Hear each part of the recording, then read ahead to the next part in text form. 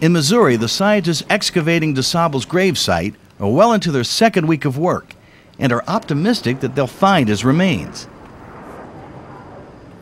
The results of the ground-penetrating radar have shown that there are disturbances in the ground. And the signals from the earth below are supported by documents held by the Catholic Church, which indicate that DuSable is buried in this cemetery.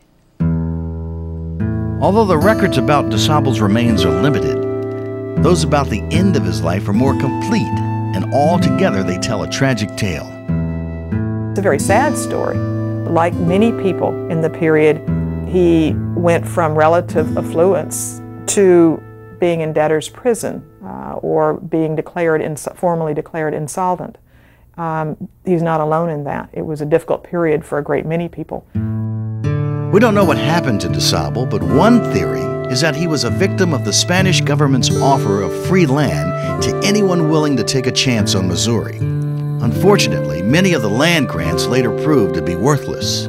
I suspect he got stung on some of these deals and basically couldn't pay for them, and so he finally wound up, by 1813, he was destitute and lived for another 5 years in probably abject poverty. Yeah, that's all sterile. With the GPR reading so strong, the scientists decide to sample the soil below to find exactly where to dig. Yeah, it's clean. It's sterile clay, man. They're looking for a change in the composition of the dirt, where the soil is clearly mixed, an indication that it was once dug up and redeposited. Yeah, this is that large anomaly we saw there. So we're looking, you've just done a test, I guess, right about at 4.5, right? Right, exactly. So you're... Should be coming right on it right now. As each core is examined, the group becomes quieter and gravely concerned. It's hitting something. Could just be a root I'm hitting or not. That's a root. You can see that's the outside of the root that I rub up against. Everything across there is completely the same color, same texture. And so far it's not looking good. But like I said, it's not over yet.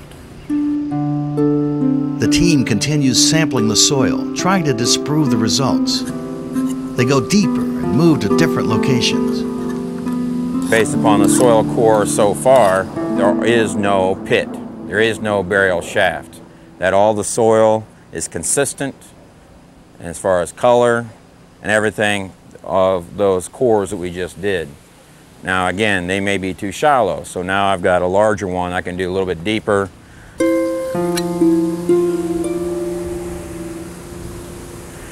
Same stuff. No, it's very undisturbed soil. Finally, they hit the spot where the GPR seemed to locate the largest disturbance. Hit something.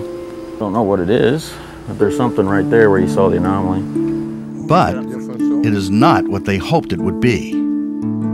Based upon the soil, there's no burial shaft at all. Correlating that to the ground-penetrating radar, we did it right where he saw things, we hit something, and it feels more like a root, and based upon the soil, it's probably a large root from this tree over here versus a burial. For almost 2 years throughout the planning of this dig, this has been the biggest fear, the worst possible outcome, that they'd get this far and find nothing. I'm so disappointed. I wanted this for the children. I wanted to give them the face of an African-American hero. You know, obviously some of the ground-penetrating radar got my hopes up just like the rest of us, but you just think about how many times the bodies have been moved. You know, once is bad enough of having moved from one cemetery to the next, but talking about moving twice and having it moved properly.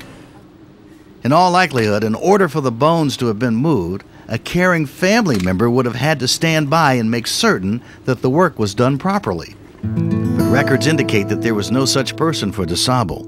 At the end of his life, he was alone. In 1813, he signed away all of his property to his neighbor, Eulalie Barada.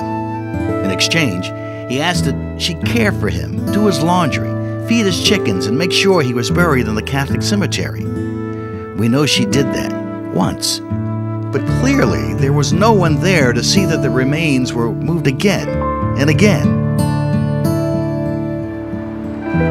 No one could have known then that the penniless man would one day be given credit for founding a great American city. And no one could have known that the details of his life would one day be considered so important that scientists would go to the trouble of searching for his remains. That is also true for other early African American pioneers. And there were many, people whose stories have never been told. Coming up on In Search of DuSable, a brand new search is just beginning for another founding father.